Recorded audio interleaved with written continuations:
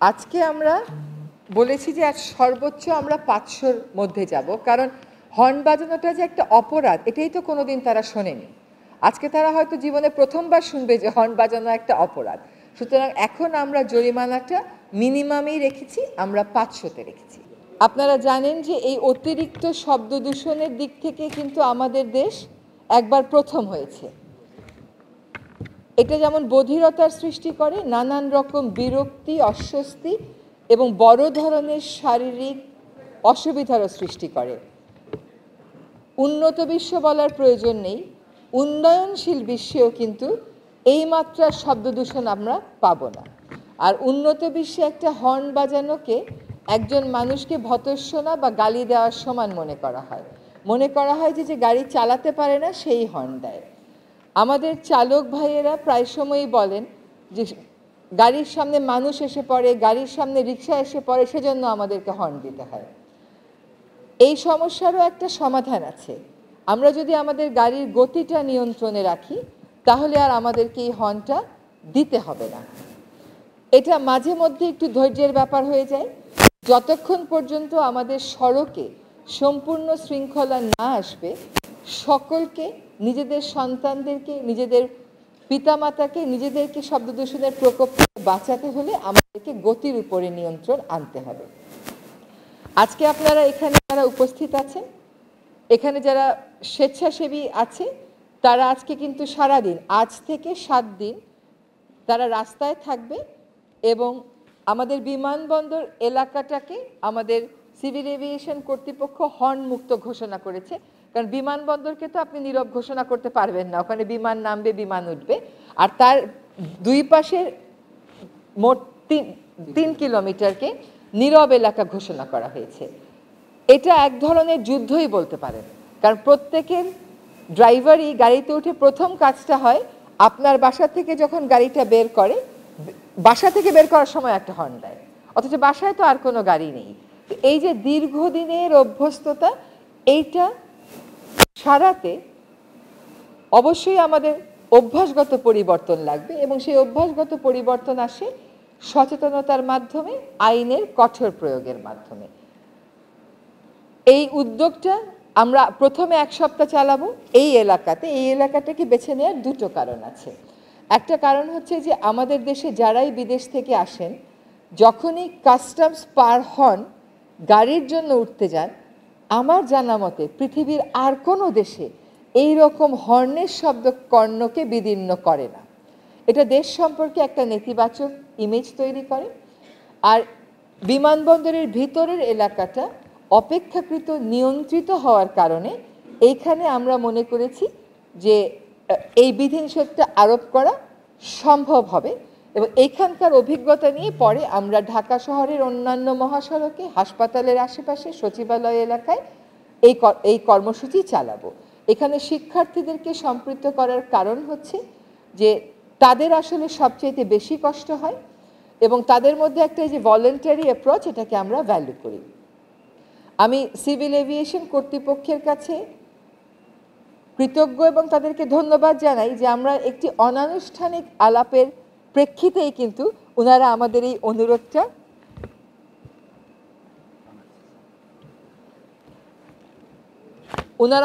অনুরোধে সাড়া দিয়েছেন এবং আমি জানি যে আমাদের চেয়ারম্যান মহোদয় পূর্ণ সমর্থন দিয়েছেন।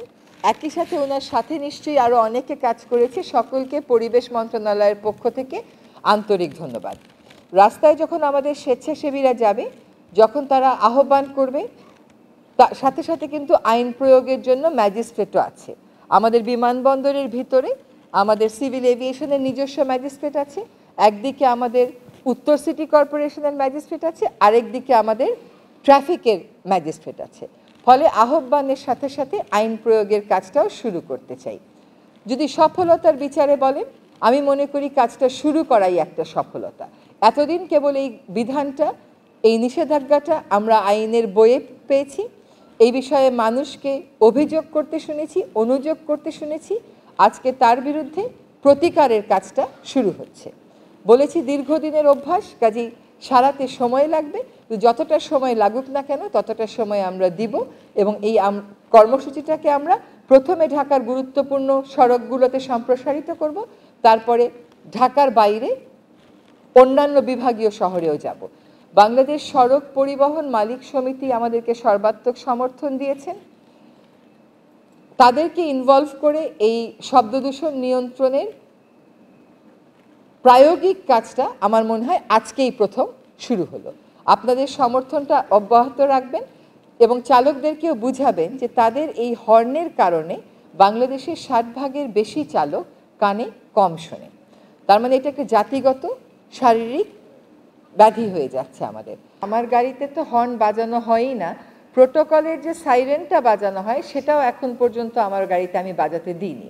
তবে ঢাকার বাইরে যখন চলে যাই, বিভিন্ন জেলা ক্রস করলে ওইখান থেকে আবার প্রোটোকলের গাড়ি বদলে যায়, তাদেরকে কেউ কেউ বদলে বুঝে, কিন্তু কেউ কেউ এই যে অভ্যাস এবং সাইরেনটা না বাজালে মনে হয় নিজেকে কম গুরুত্বপূর্ণ তাদের মনে হয়, তখন তারা আবার সাইরেনটা বাজায়। এই হর্নটা আসলে কিন্তু একটা অভ্যাসগত বিষয়। আপনি দেখবেন লাল বাতিটা মাত্র সবুজ হলো, তো এখন গাড়ি মুভ করবে, লাল বাতিটা সবুজ হওয়ার সাথে সাথে সবকটা গাড়ি একসাথে হর্ন দেওয়া শুরু করে। এই অভ্যাস থেকে মানুষকে সরিয়ে আনতে হবে, যার জন্য আজকের কর্মসূচিটা সচেতনতামূলক এবং এই জন্যই আমরা সড়ক পরিবহন মালিক সমিতিকেও সাথে নিয়েছি। বিআরটিও কিন্তু আমাদের সাথে আছে। আপনারা গতকাল সকলেই আপনাদের মোবাইলে একটা খুদে বার্তা পেয়েছেন। এই বার্তা কিন্তু মূলত চালককে অ্যাড্রেস করে। বার্তাটা পাওয়ার পর আমার মনে হয়েছে যে বার্তাটা কালো কালিতে না দিয়ে লালে দিলে হয়তো ভালো হতো। এবং বিআরটি এর সাথে আমাদের কথা হচ্ছে যে যখনই লাইসেন্সটাকে রিনিউ করবে সেখানে একটা শর্ত দিয়ে দেওয়া যায় কিনা যে হর্ন বাজানো যাবে না, কারণ আমাদের চালকদের তো আসলে সে অর্থে কোনো ট্রেনিং নেই। আমাদের সরকারি যারা গাড়ি চালায় তাদের ট্রেনিং আছে বলে তাদেরকে বললে তারা কথাটা বোঝে, কিন্তু বেসরকারি খাতে বেশিরভাগেরই কোনো ট্রেনিং নেই। এই সড়ক পরিবহন মালিক সমিতি ওনাদের মাধ্যমে আমরা করাবার চেষ্টা করছি। ওনারা বলেছেন যে কয়েকটা ওনারা করেছেন। আমি বারবার বলছি যে কাজটা আজকে শুরু হলো এবং আপনার গাড়িতেও আপনি বলবেন যাতে এখান থেকে যাওয়ার পথে হর্ন না বাজায় বা আর কখনো হর্নটা না বাজে। পলিথিন 2002 সাল থেকে বাংলাদেশে নিষিদ্ধ। 2004 থেকে 2006 এই নিষেধাজ্ঞা প্রয়োগ হয়েছিল মার্কেট মনিটরিং এবং উৎপাদন নিয়ন্ত্রণের মাধ্যমে। আমি যখন এই অবস্থানে আসিনি সারাক্ষণ সবাইকে বলতে শুনেছি পলিথিন ব্যাগটা বন্ধ করবেন কবে, এটা কেন বন্ধ হয় না, কি করা যায়। তো বিকল্প, necessity is the mother of invention. আপনি যদি মনে করেন যে পলিথিনের বিকল্প আগে বাজারে আসবে তারপরে আপনি পলিথিন বন্ধ করবেন, ওই কাজ আর কখনো সফল হবে না। কিন্তু বিকল্প না এনে সম্পূর্ণ অপ্রস্তুত অবস্থায় কিন্তু আমরা কাজে যাইনি। আপনি খেয়াল করবেন যে প্রাথমিকভাবে টার্গেট করা হয়েছে শুধুমাত্র সুপার শপগুলোকে। আমরা কিন্তু গোটা দেশে চলে যাইনি যে গোটা দেশে আমাদেরকে বিকল্প দিতে হবে। সুপার শপগুলো তাদের চাহিদা জানিয়েছে, সেই মোতাবেক বাংলাদেশ জুট মিলস অ্যাসোসিয়েশন মেলা করেছে, সেখানে সুপার শপগুলো যে তাদের অর্ডার প্লেস করেছে।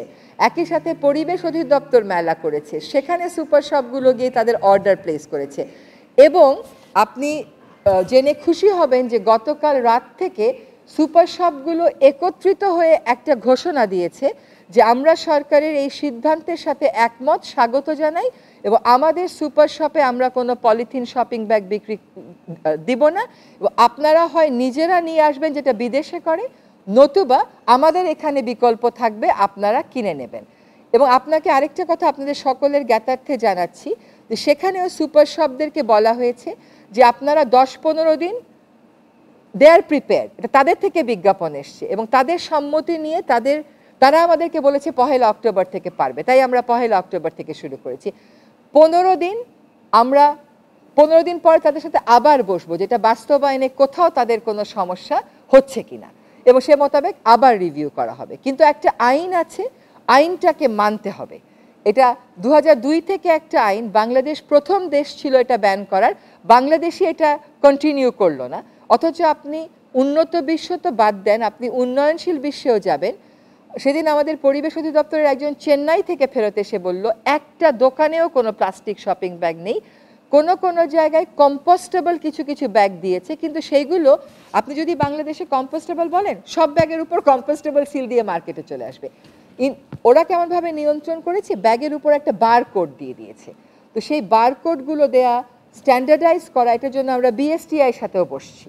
হ্যাঁ, কাজে অপ্রস্তুত অবস্থায় গোটা বাংলাদেশে কার্যকর করা হচ্ছে না, শুধুমাত্র ঢাকা শহরের সুপার শপগুলোতে বাস্তবায়ন করা হচ্ছে এবং তারা তাদের প্রস্তুতি নিয়েছে বলে গতকাল তারা ঘোষণা দিয়ে জানিয়েছে।